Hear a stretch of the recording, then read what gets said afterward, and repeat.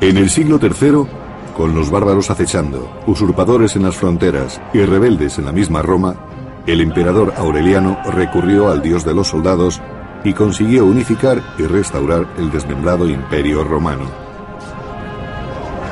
Pero fue asesinado antes de que sus esfuerzos pudieran dar resultados, dejando otra vez a la nación expuesta al peligro. En los consternados días del Imperio Romano, muchos gobernantes compitieron por el poder. En medio del caos surgiría un hombre que eliminó a sus rivales y unificaría el imperio bajo un nuevo dios, Constantino, que no se detendría ante nada para salvar a una agonizante Roma. El Imperio Romano, Constantino el Grande.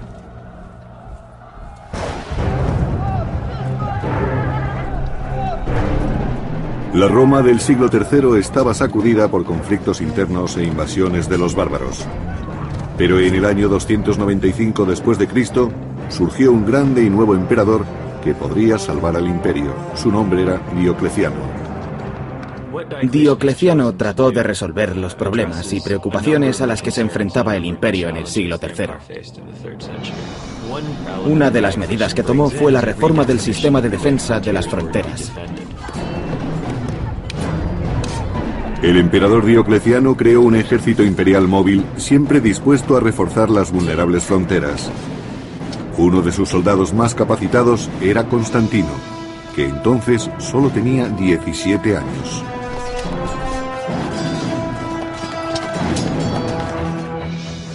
Era un soldado muy distinguido, lo que significa que era muy valiente en el combate y que realizaba toda clase de acciones atrevidas.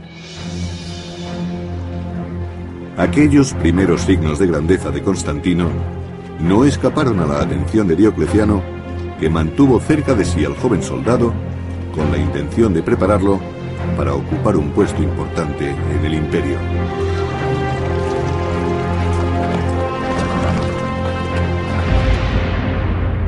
Otra gran reforma de Diocleciano fue dividir el imperio bajo el dominio de 4 coemperadores, uno en Illyricum, otro en Italia, el padre de Constantino en las Galias y Diocleciano en Nicomedia, Asia Menor.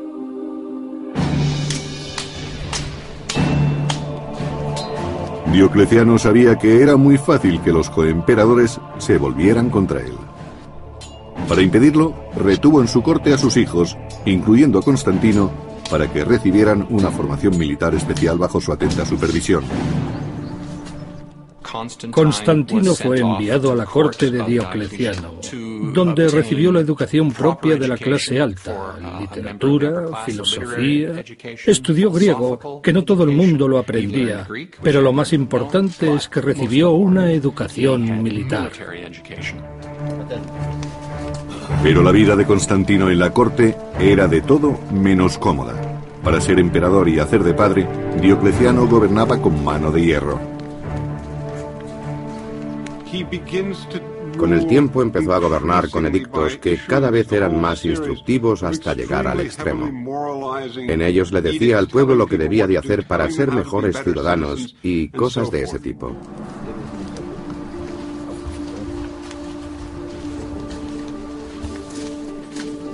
Diocleciano incitaba a que todo el mundo en su corte, incluido Constantino, ofreciese sacrificios regularmente. Diocleciano pensaba que debía la unidad del imperio a los dioses paganos de Roma.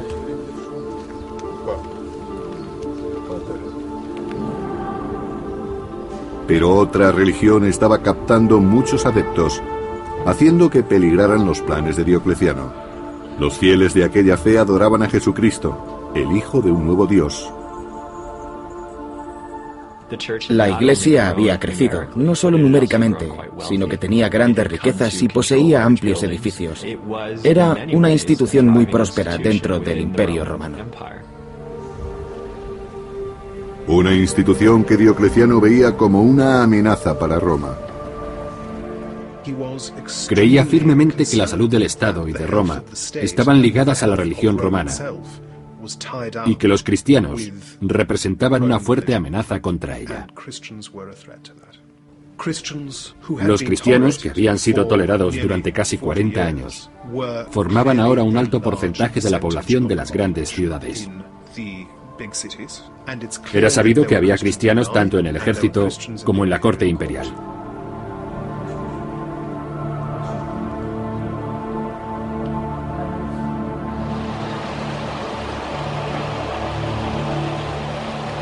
Diocleciano exigió que todos los soldados del ejército imperial ofrecieran sacrificios a los dioses de Roma, algo a lo que se negaron muchos cristianos.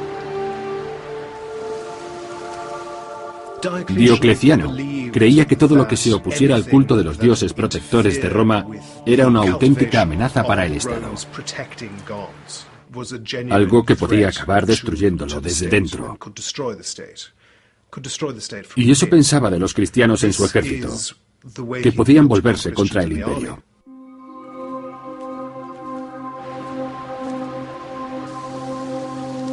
El castigo por desoír el edicto del emperador era la muerte, un acto brutal que Constantino, siendo soldado del ejército del emperador, estaba obligado a presenciar.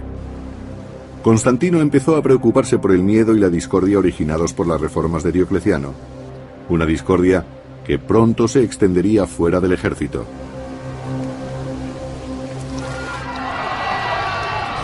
En el año 303 después de Cristo, Diocleciano emitió un edicto contra los cristianos que fue conocido como la Gran Persecución.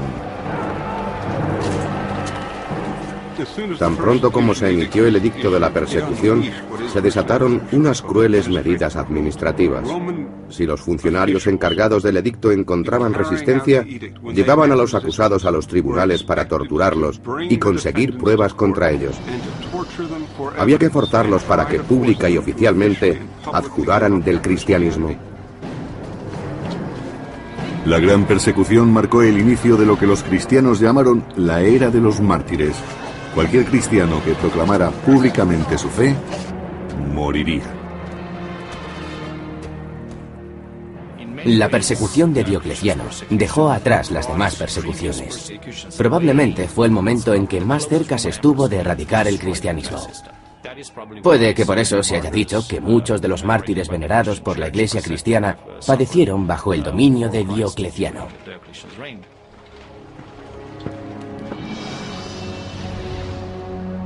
A pesar de sus diferencias acerca de las persecuciones, Constantino debía tener buen trato con el hombre que tenía su futuro en sus manos.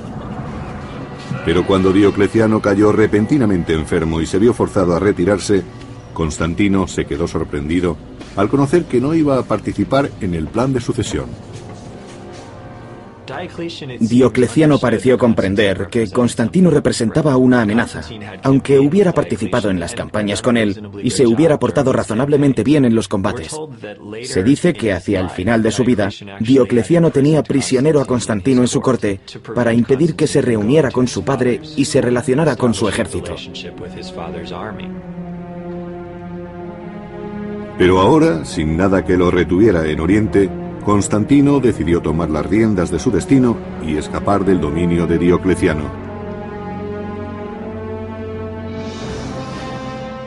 Constantino partió de Nicomedia para ir a Boulogne, en las Galias, para reunirse allí con su padre, que gobernaba en Hispania, Galia y Britania.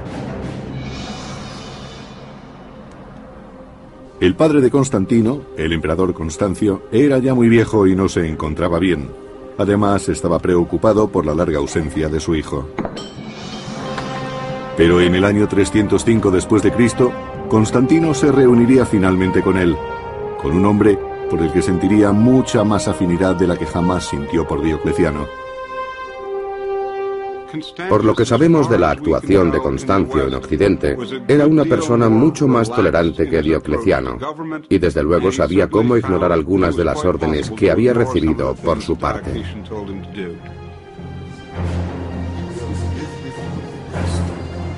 Constantino notó que su padre era un gobernante mucho más compasivo, y Constancio se dio cuenta de que su hijo sería el hombre que un día podría ocupar su trono.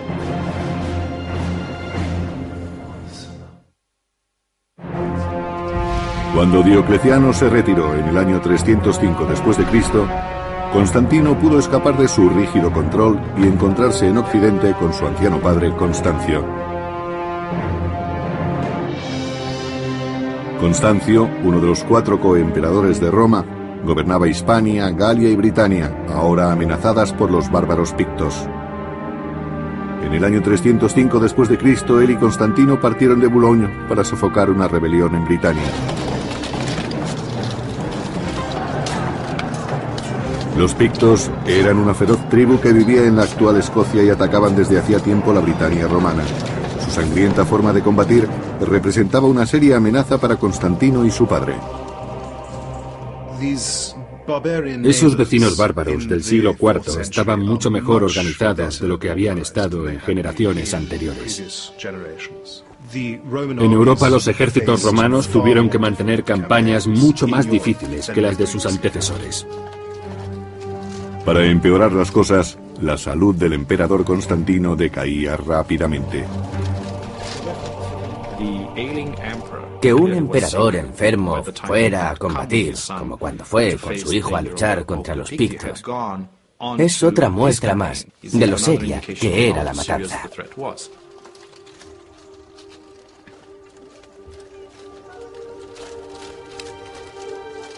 Con la salud de Constancio en peligro, Constantino tuvo que dirigir las legiones de su padre, asegurándose de que le fueran fieles en combate. Cuando Constantino volvió para encontrarse con su padre en Occidente, Constancio quiso que fuera escalando puestos en el mando y que participara en las campañas de su ejército. Los soldados debían conocerle, pues sería más fácil ocupar un puesto en el gobierno del Imperio Occidental, que era lo que Constancio siempre había querido.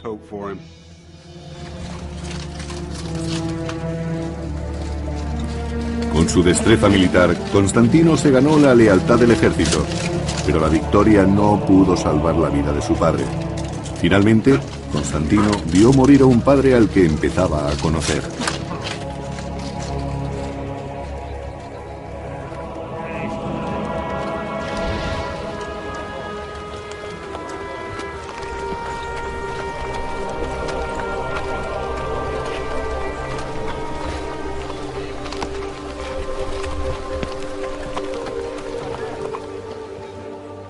Cuando murió su padre, el ejército proclamó emperador a Constantino.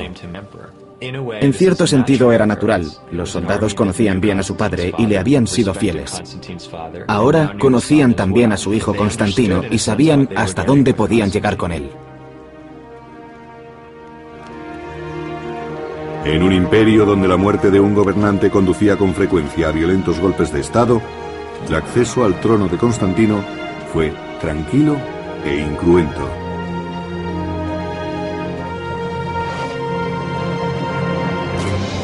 Los bárbaros francos atacaron la Galia en el año 306 después de Cristo, y Constantino tuvo que enfrentarse a su primer reto como emperador. Desde Britania se dirigió hacia el sur para luchar.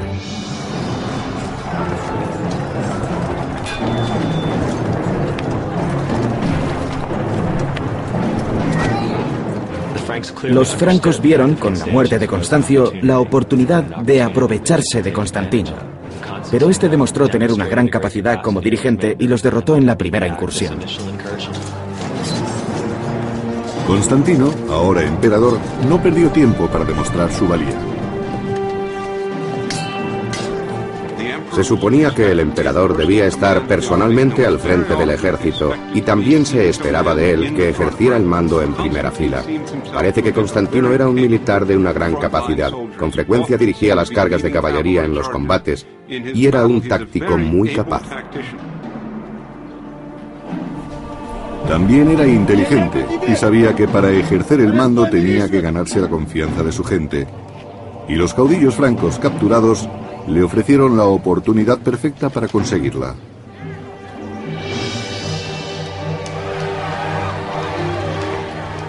Constantino hizo desfilar a los cautivos bárbaros por las calles de Trier, en la actual Alemania, para demostrar al pueblo que él los protegería.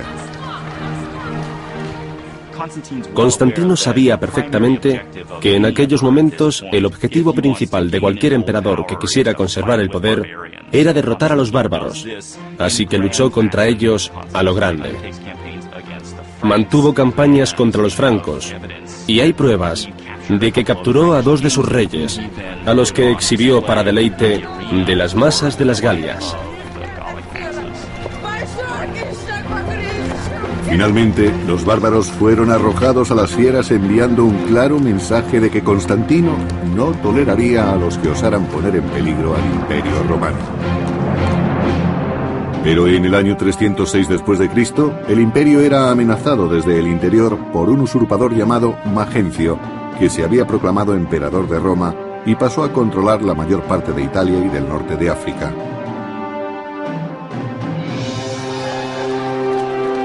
El usurpador, Magencio, ganó apoyos prometiendo recortar los impuestos y dar trigo gratis al pueblo de Roma.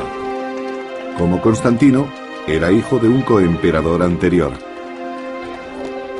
Constantino fue proclamado emperador por sus legiones en julio del año 306. Magencio permaneció en Roma y donde decía, sí, le han hecho emperador, yo lo seré también.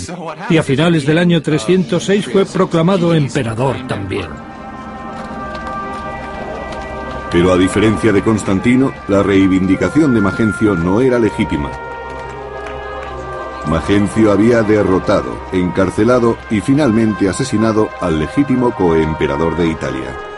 Muy pronto las gentes de Roma se dieron cuenta de que sus promesas no eran más que mentiras. En el año 311 después de Cristo, los romanos se sublevaron cuando vieron que el trigo gratis y el recorte de impuestos eran solo para los ricos. El resto robaba para sobrevivir. Magencio no fue un gobernante popular. Era despiadado, sofocaba las revueltas con demasiada sangre. Circulaban rumores de que seducía a las hijas de los senadores. Había problemas con el suministro de trigo e imponía impuestos a gente que no los había tenido antes. El desesperado levantamiento de las clases oprimidas de Roma ofreció una gran oportunidad a Constantino.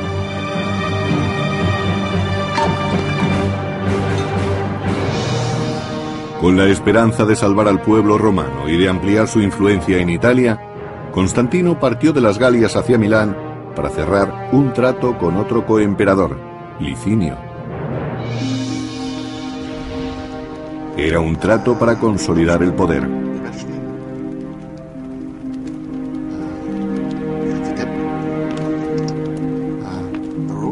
Para sellar su alianza, Licinio se casaría con la hermanastra de Constantino.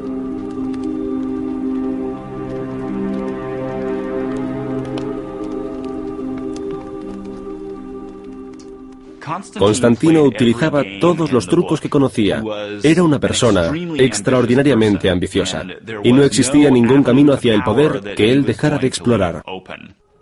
Eso significa que durante su juventud estaba dispuesto a recurrir a cualquier cosa con tal de seguir aumentando su poder. Juntos, Licinio y Constantino engañaron a sus coemperadores en Oriente, haciéndoles creer que solo trataban de deponer a Magencio. Constantino quería aprovechar la situación para difundir por Roma que Magencio era un usurpador y un emperador ilegítimo. Él y sus seguidores se justificaron contra Magencio diciendo que había que deponer al tirano que se había instalado en la ciudad más importante del imperio. Pero en cuanto Roma estuviera asegurada, Constantino y Licinio se repartirían todo el imperio.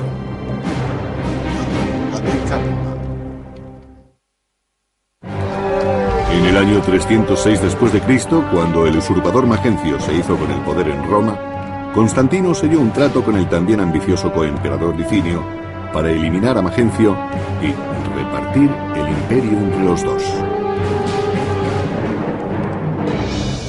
Mientras Licinio se hallaba defendiendo la frontera norte del imperio de los invasores bárbaros, Constantino marchó hacia Roma, sitiando la ciudad imperial donde se encontraba Magencio.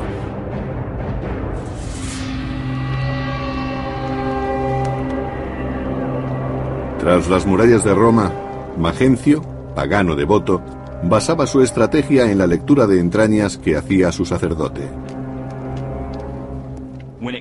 Cuando tenía que combatir, Magencio se interesaba en recabar la protección divina recurriendo a los métodos que cualquier emperador romano hubiera seguido para disfrutar de esa protección.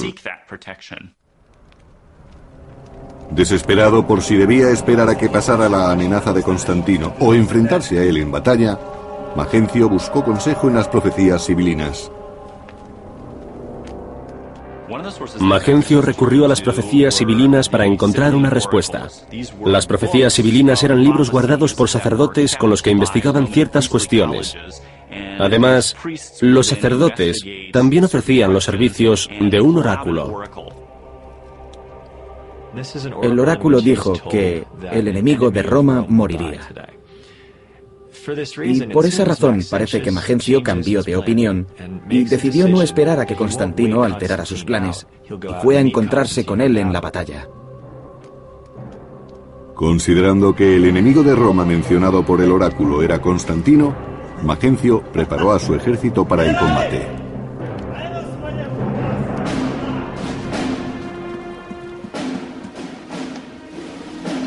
Mientras tanto, a las afueras de Roma, Constantino se preparaba para el encuentro con Magencio. Constantino estaba inquieto, pues sabía que sus legiones eran inferiores numéricamente. Constantino estaba muy preocupado por el número de sus fuerzas y aceptó el consejo de que rezara a algún dios. En respuesta a sus oraciones, tuvo una visión que interpretó como un signo cristiano. El historiador del siglo IV, Eusebio de Cesarea, nos relata lo que se cree que sucedió tal como el mismo Constantino dijo. Alrededor del mediodía, cuando empezaba a declinar el día, vio en los cielos ante él el signo de una cruz luminosa.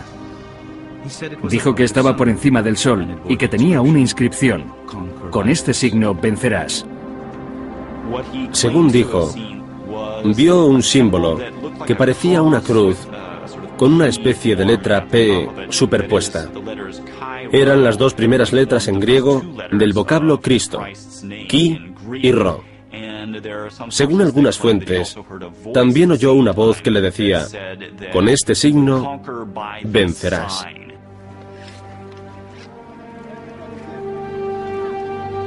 Constantino ordenó a sus soldados que pusieran Chi y Ro en sus escudos como enseña, convirtiendo el símbolo del cristianismo en un objeto de honor y no de persecución. Constantino adoptó un nuevo dios, o un dios que antes había sido rechazado y que ahora pasaba a ser un símbolo de poder divino y de victoria. Aceptando el dios de los cristianos, el dios que había sido perseguido por anteriores emperadores, Constantino revolucionó las creencias.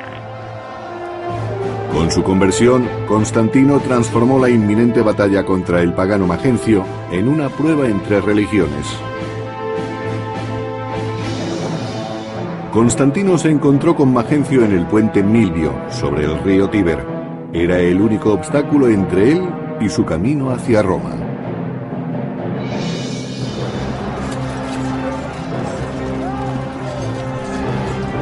Aunque ampliamente superado en número por Magencio, Constantino y su ejército, ahora portando el estandarte cristiano con las letras Chi, Ro, iniciaron la batalla con energía.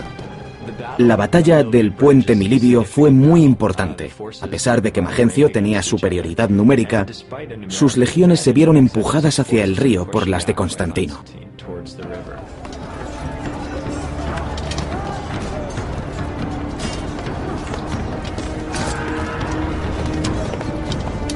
En las orillas del Tíber quedó sellada la suerte de Magencio. Constantino obligó a Magencio a aceptar el combate con el río Tíber a sus espaldas. Su posición era muy mala y cuando Constantino presionó, las legiones de Magencio se desmoronaron. Sin otra alternativa, Magencio huyó con sus soldados tratando de cruzar el Tíber a nado para llegar a Roma.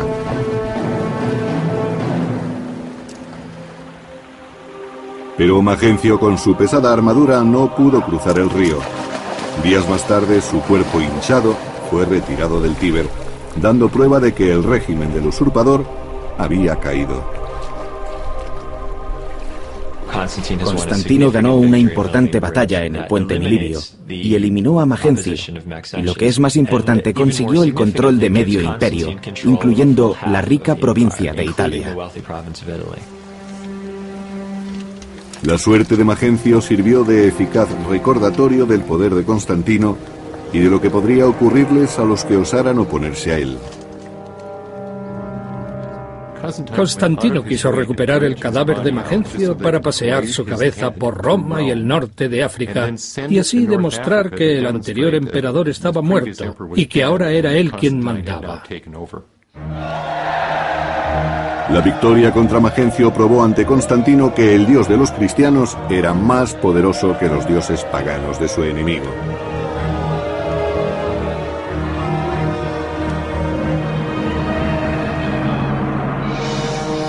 Con la derrota de Magencio, todo el imperio occidental pasó a manos de Constantino, y tal y como acordaron, dejó Oriente para Licinio.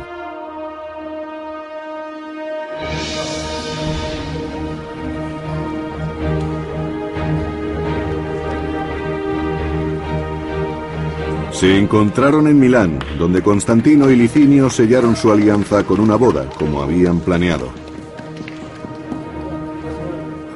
Constantino decidió que Licinio se casara con una de sus hermanastras, Constancia, para que se uniera a su causa. Linicio reconoció que era la mejor manera de sellar una alianza. Este matrimonio señaló el inicio de una política común, tanto por parte de Constantino como por la de Licinio. Una de las medidas políticas reflejaba la adopción del cristianismo por parte de Constantino. Los dos emperadores acordaron la forma de repartirse el poder. Y entre otras cosas, decidieron que el cristianismo sería tolerado en todo el imperio. Licinio no era cristiano, pero estuvo de acuerdo con Constantino en detener las persecuciones en todo el imperio. Durante un tiempo la alianza funcionó, pero una alianza que es fruto de la ambición resulta difícil de mantener. Constantino tuvo que reconocer que su único coemperador era también su mayor rival. Después de sellar una alianza con el emperador Licinio, Constantino derrotó al usurpador Magencio en el puente Milvio. Más tarde, convencido de que el dios cristiano le había concedido la victoria, Constantino se dispuso a demostrar su gratitud.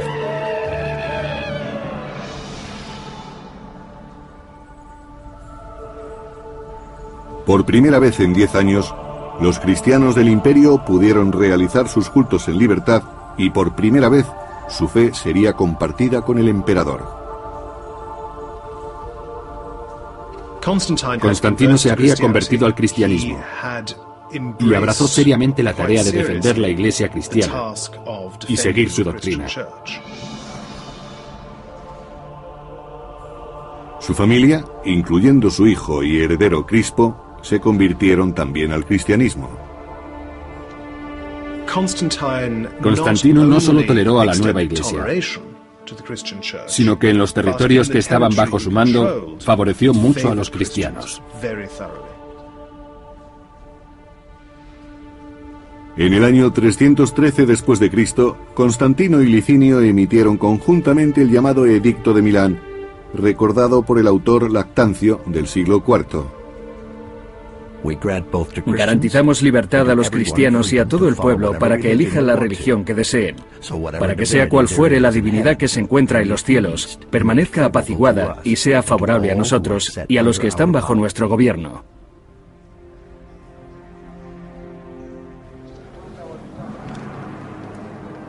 Pero en los años que siguieron, se deterioraron las relaciones entre los dos emperadores. Conforme Licinio luchaba por conseguir el dominio de Oriente, su apetito por el poder fue haciéndose mayor. Licinio actuó como si solo estuviera preocupado por los asuntos de Oriente, pero Constantino no confiaba en él y la tensión entre ellos fue en aumento. Después de 9 años de compartir el poder, los dos emperadores ansiaban apoderarse de todo el imperio. una rivalidad que acabaría llevando a Roma a una guerra civil.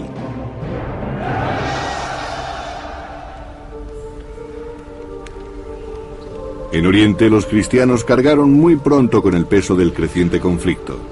Al apoyar al emperador cristiano Constantino, se convirtieron en la mayor amenaza para Licinio, y por ello tuvieron que pagar un alto precio.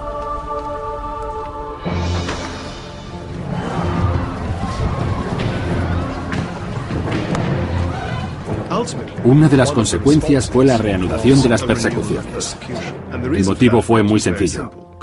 Constantino defendía a los cristianos, y por tanto era posible que los cristianos de Licinio se convirtieran en una quinta columna, el enemigo dentro de casa. Por eso decidió perseguirlos.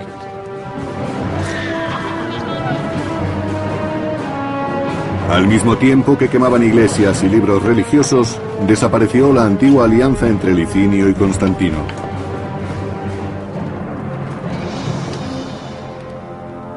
Para Constantino, ahora un maduro gobernante de mediana edad, la persecución de los cristianos era la excusa que necesitaba para atacar a Licinio. Rápidamente ordenó que sus legiones marcharan contra su rival de Oriente. Constantino era un jefe efectivo que solía ir al frente de la caballería para atacar al enemigo por los flancos, y eso es lo que hizo con Licinio. Junto a Constantino iba su prometedor hijo y heredero Crispo, que supo demostrar su valía en el combate. Juntos hicieron retroceder a Licinio hacia el este. Desde Adrianópolis, Constantino y Crispo persiguieron a Licinio hasta Bizancio, y desde allí hasta Crisópolis, donde éste presentó su última línea de resistencia.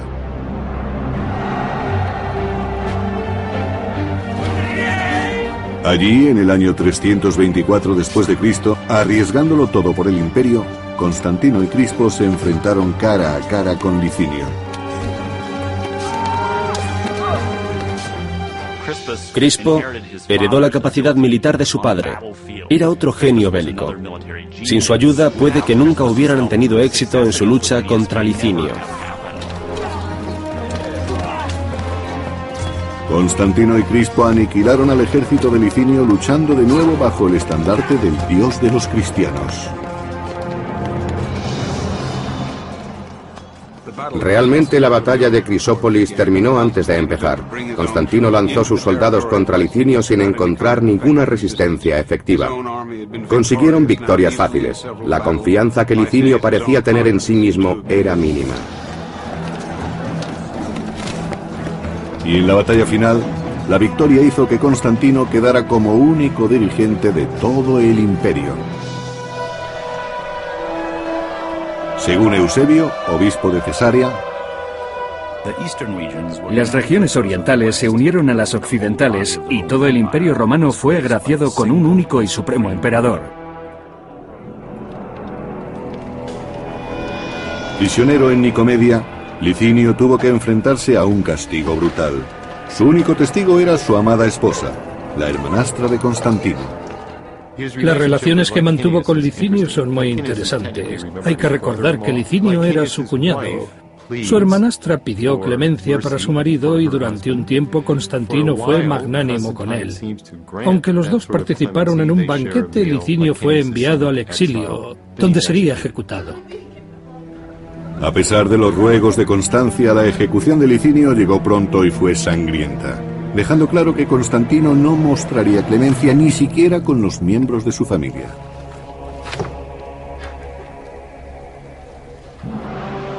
Después de eliminar a Licinio, Constantino quedó como el único gobernante del unificado imperio y quiso que su hijo Crispo le ayudara en calidad de emperador de Occidente. Como coemperador, Crispo compartió los planes de su padre de fundar una nueva capital cristiana en Oriente, que estaría situada en Bizancio. Después de que Constantino se hiciera con todo el imperio, quiso fundar una ciudad totalmente nueva que llevaría su nombre, Constantinopla. Escogió un lugar estratégico a mitad de camino entre las fronteras más importantes y deliberadamente quiso que fuera una ciudad que no tuviera nada que ver con predecesoras paganas. Debía ser una ciudad que no tuviera ninguna tradición rival. Una ciudad cristiana. Pero cuando sus mayores sueños comenzaban a dar fruto, surgieron problemas entre las personas más queridas de Constantino, su mujer Fausta y su hijo Crispo. Crispo era hijo de la primera mujer de Constantino. Sus 3 últimos hijos eran de Fausta, su segunda mujer. No se pudo evitar que hubiera algo de tensión entre las dos familias, especialmente por parte de Fausta, porque ella claramente quería lo mejor para sus hijos. Pero Crispo se interponía en su camino. Celosa de que a Crispo se le hubiera dado el imperio de Occidente, Fausta estaba decidida a asegurar más poder para sus hijos. No importaba a qué precio. Con su hijo Crispo, Constantino había derrotado a Licinio, su último rival, consiguiendo por fin unificar el imperio bajo la nueva fe cristiana.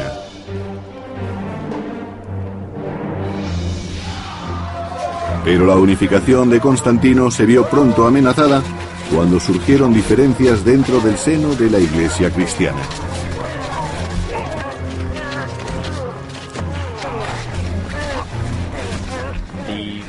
Hubo un gran revuelo entre los cristianos del Imperio de Oriente debido a una controversia sobre la naturaleza de Cristo, unida a la cuestión sobre quién debería ser el primado de la Iglesia de Oriente. Los obispos rivales incitaban a las gentes a que atacaran a otros cristianos con creencias diferentes.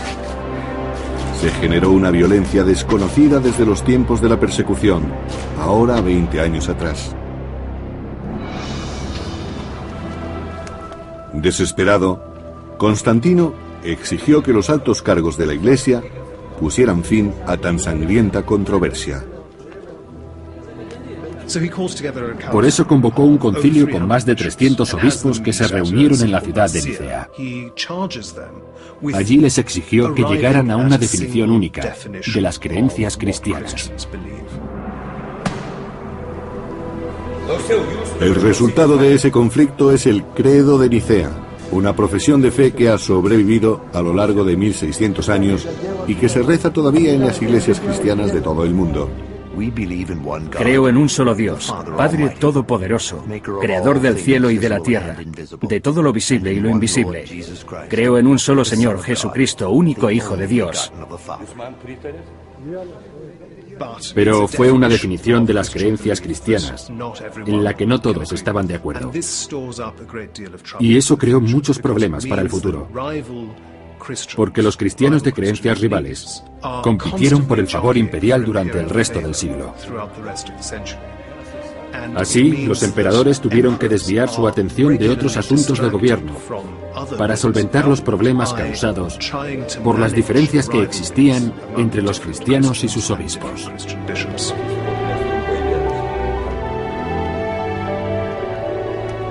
Quizás aquella distracción no dejó ver a Constantino lo que estaba ocurriendo entre sus seres más cercanos. En el año 326 después de Cristo, Fausta, la mujer de Constantino, levantó una calumnia contra su hijastro Crispo. Crispo era el hijo mayor de Constantino. Procedía de un matrimonio anterior, por lo tanto no tenía la misma madre que sus hermanos. Existía una rivalidad latente entre Crispo y sus 3 hermanastros, más jóvenes que él. Fausta urdió un complicado y sorprendente plan y afirmó que Crispo había tratado de seducirla. Las cosas no fueron muy bien para Crispo. Fausta ansiaba apartarlo de su camino para que sus hijos legítimos sucedieran sin problemas a Constantino. Constantino no supo ver que era su mujer y no su hijo quien lo había traicionado, y ordenó que Crispo fuera ejecutado.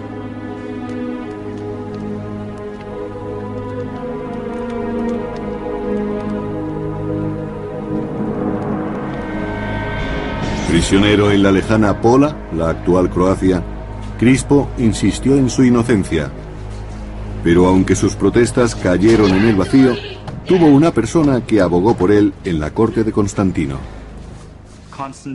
Constantino fue persuadido por su propia madre, Helena, de que quizá hubiera sido Fausta la que había urdido aquella pequeña conspiración en contra de su primogénito, diciendo que había sido violada o agredida por Crispo.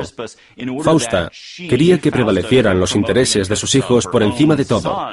Constantino había actuado demasiado deprisa, pero se dio cuenta de ello. Fausta pagó su traición con la vida, pero cuando Constantino reaccionó, era ya demasiado tarde para salvar la vida de Crispo. Los guardias ya habían recibido órdenes de ejecutar al heredero. No sabemos con exactitud lo que ocurrió, pero para el Imperio Romano fue un terrible golpe el que Crispo fuera sacrificado en ese momento de su vida. Sobre la conciencia de Constantino cayó una pesada carga. Como una especie de penitencia, Constantino pasó los últimos años de su vida edificando iglesias en Jerusalén, Belén, Constantinopla y Roma. Entre aquellas iglesias hubo una en Roma que fue construida donde se creía que se encontraba la tumba de San Pedro, un lugar de peregrinación que ha perdurado hasta nuestros días. A Constantino se le conoce más por sus iglesias. Eso es a la vez una muestra de su inclinación al cristianismo, así como una manifestación de su fe.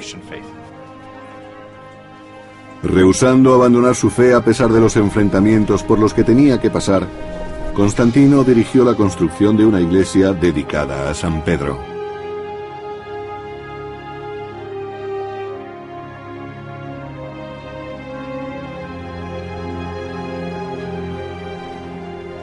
Fue una explosión extraordinaria de arquitectura, como no existía en todo el imperio. La gran variedad de planos se debe a los muchos arquitectos que participaron en su construcción. Y lo que es más probable, por las propias ideas de Constantino, que intervino en casi todos los proyectos. Constantino confiaba en que su devoción borraría sus numerosos pecados al final de su vida.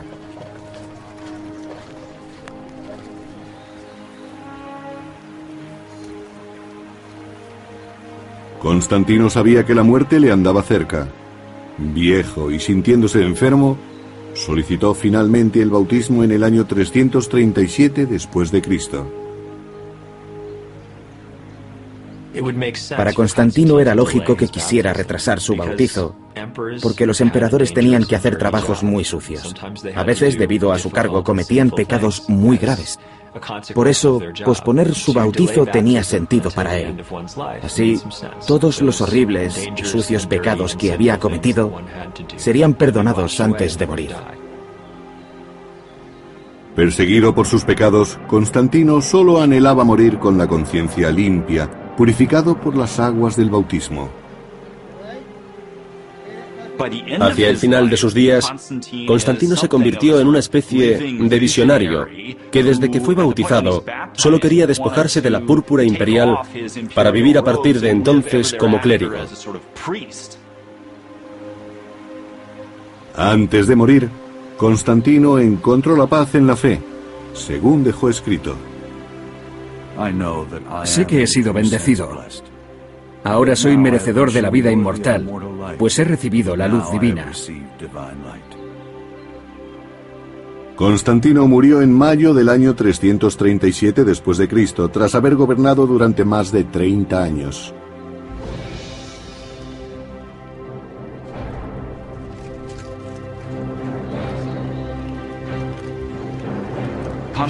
Constantino tuvo un éxito tremendo como emperador y como jefe militar.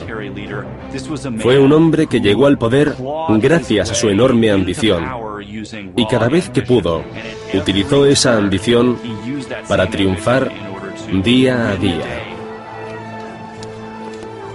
Durante toda su vida, Constantino luchó por mantener la frágil unión del imperio, reunificado bajo su nueva religión, pero nada, incluida la fe, podría salvar ya a Roma.